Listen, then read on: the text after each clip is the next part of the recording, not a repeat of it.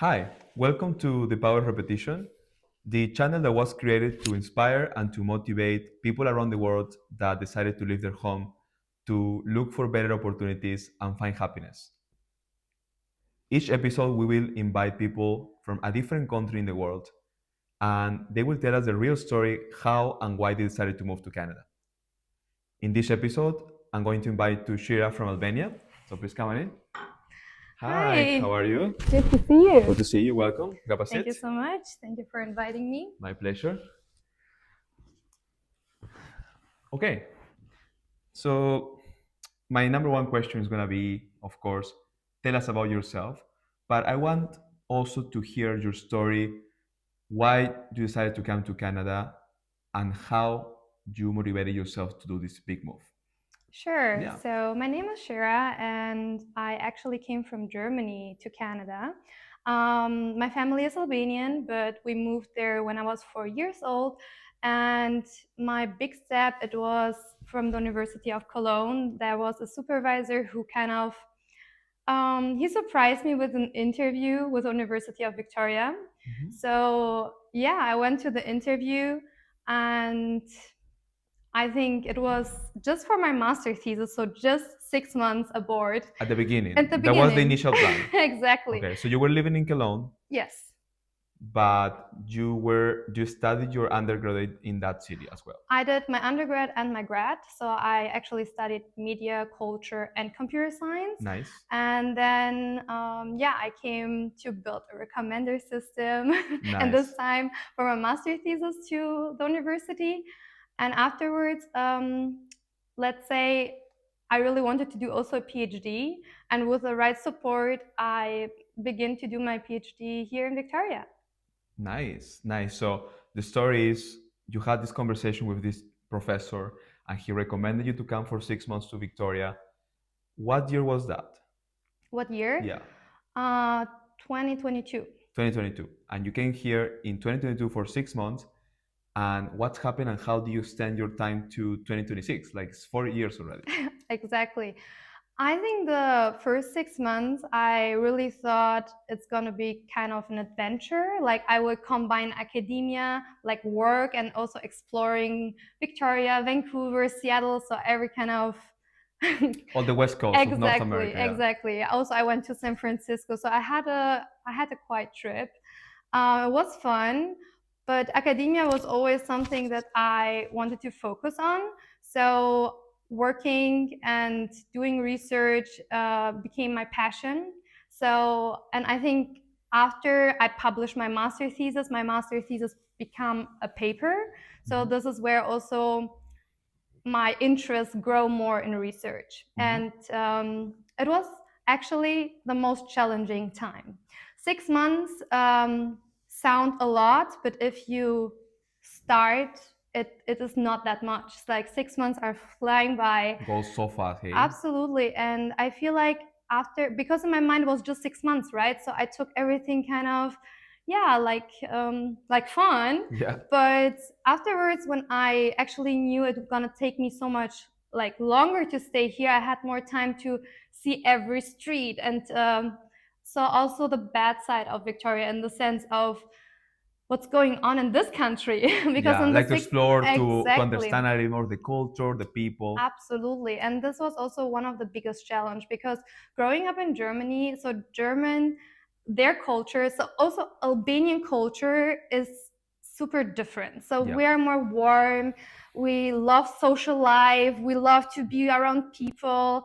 And when I came to Victoria, I felt like Canadians are really individualistic, which is absolutely right, because also in Germany I saw the same. So Germans are also the same kind of thing. Like they're pretty direct, and I would say like it's really common that they have the idea or stereotype of Germans that they're really cold people. Yeah. And I felt like in Canada the opposite, like people are really, yeah, like really friendly, but this kind of friendly was kind of different It's a friendly. different friendly. So Exactly. I understanding that one of the biggest challenge when you moved from Germany was the cultural shock. Absolutely. So the cultural shock was one of them. Would you name one more of them? One more shock was learning the difference between being alone and being lonely. this was also one of the biggest shock, I would say, because you are not alone. You are Yeah. never alone. You choose to be alone, but there are random feelings that you feel lonely. So loneliness is something that you actually need to learn how to go through it, and you're gonna learn yourself, like in a better way, like what keeps you busy, what keeps your feelings and surroundings, and who you are. You're gonna learn a new vision of yourself every time. With every decision in your life that you're doing, you're gonna learn something new about yourself and a different vision of yourself. Wow, that's very powerful. So you're saying that you understood the difference of being alone and choosing Yeah. to, okay. So I want to ask one more question about that. Mhm. What do you think is the big difference? The big difference. Yeah, the big difference.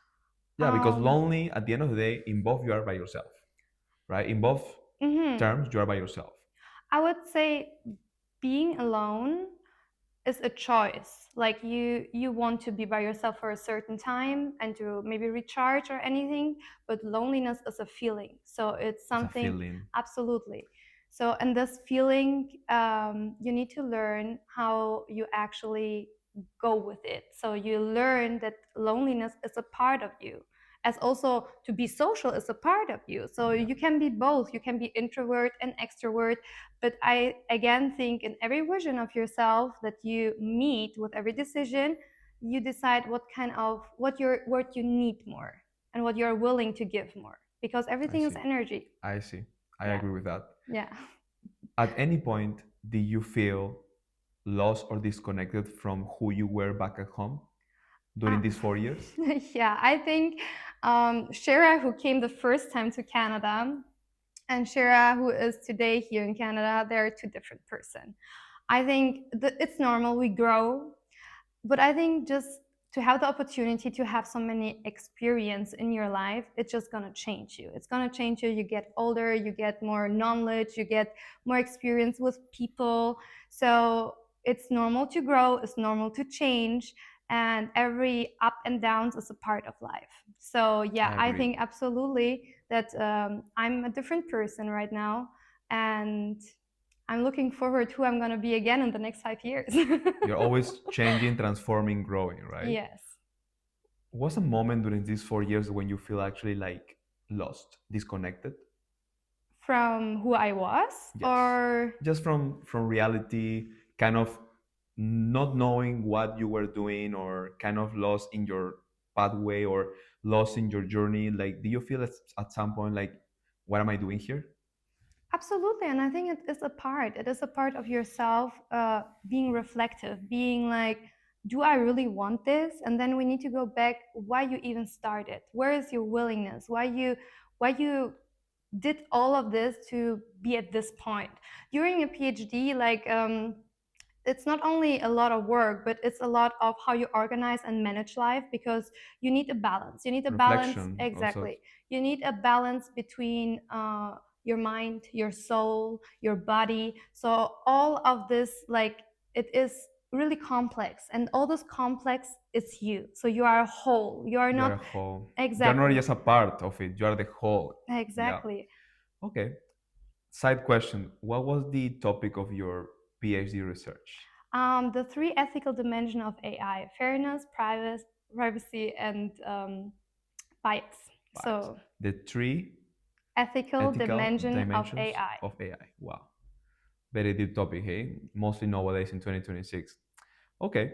So I'm curious, when you found this specific moment in your life where you were like navigating into yourself, reflecting your journey, what was the realization? Like, what was the turning point for you where you said, okay, this is who I was, this is who I am, and this is who I want to be?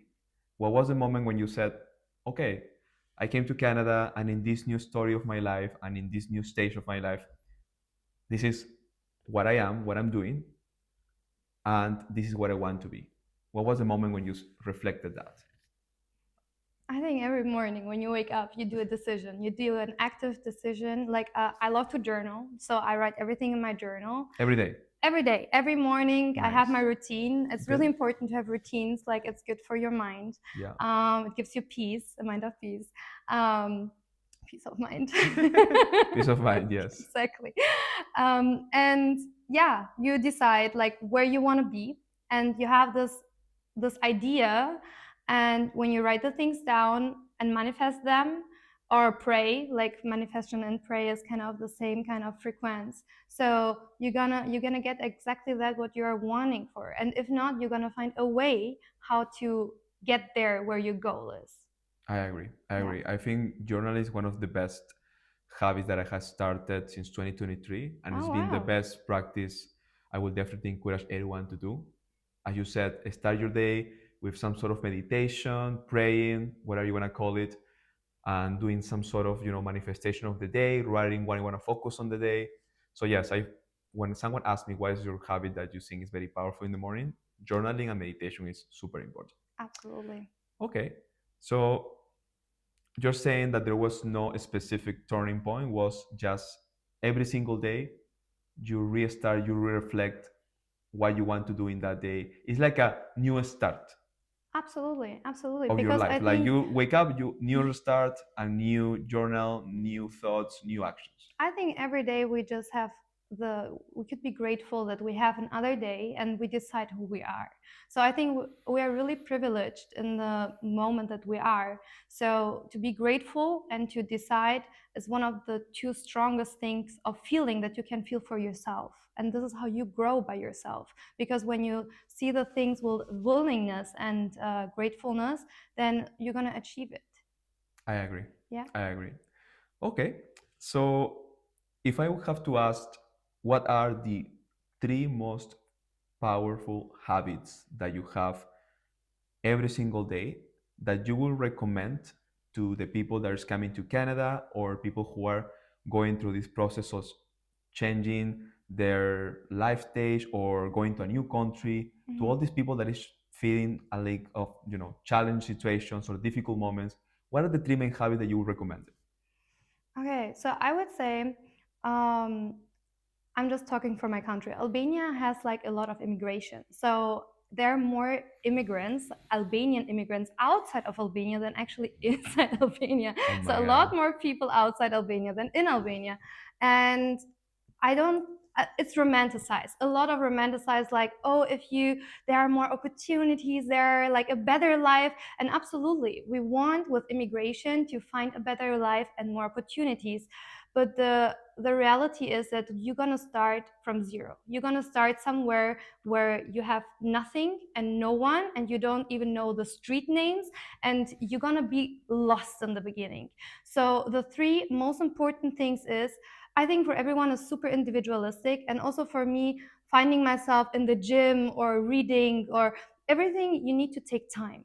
So take an hour of your day and do exactly that. Do something for your body, something for your mind, something for your soul. And it can be super, like, it can vary. It depends a lot about your person. So for me, it helps me to read, to talk to my family, to, I don't know, do Pilates. It's not everyone who likes to do that, but I think we should focus on exactly these three things that guide us through our life. And no matter if we are right now in Germany, Canada, in the US, I think it's just important to take an hour of your day and to make it for yourself. Like it's just this 1 hour for yourself, not for 100%. your friends, not for your Just for family, you. just for you. And I think this is really helpful. So you're saying that these three main powerful habits are related to one of them working on your body, the second one working on your mind, and the third one working on your soul. Absolutely. Okay, so understanding on your side, in the body side, you do yoga, Pilates, gym. Hmm. For your mind, what do you do? I read a lot. You read. How many Um, pages do you read per day? I would say 20 to 30 pages, but Every single day. yes, Every single day. I love books. I have a lot of books with self-development, and for me, it's also the science. So I need to read. It's a part of also my work. But I think the most important thing is that you find something that's interesting for you and that you can learn from. So there are multiple books that you can't just read 10 pages or 20 pages and then you're done.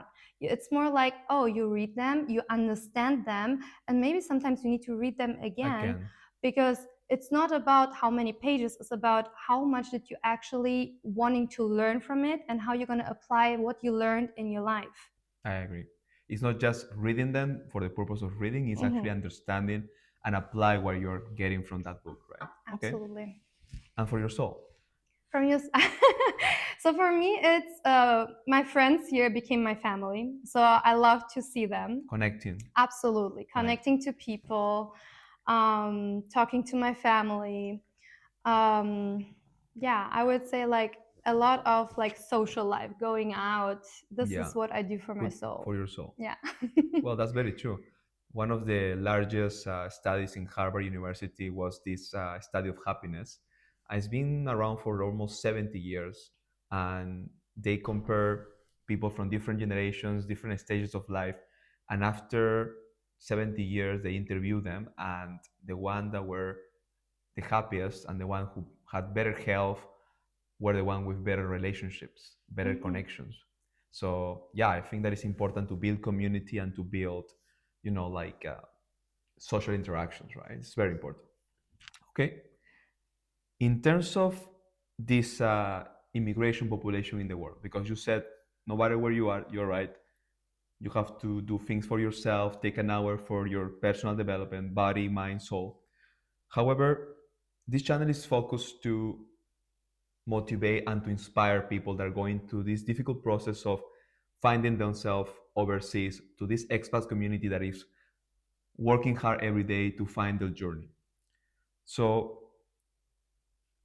when you see all these people struggling, having a hard time, like working hard and just having difficult moments and challenges, what they can do to improve in their life with their habits, like what would you tell them Hmm.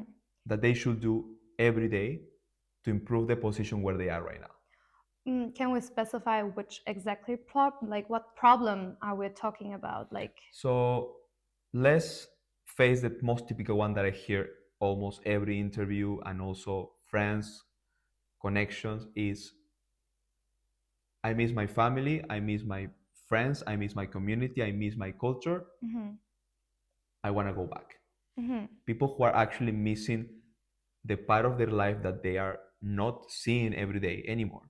okay, And they are like having this homesick and saying, I miss who I was or how my life was before.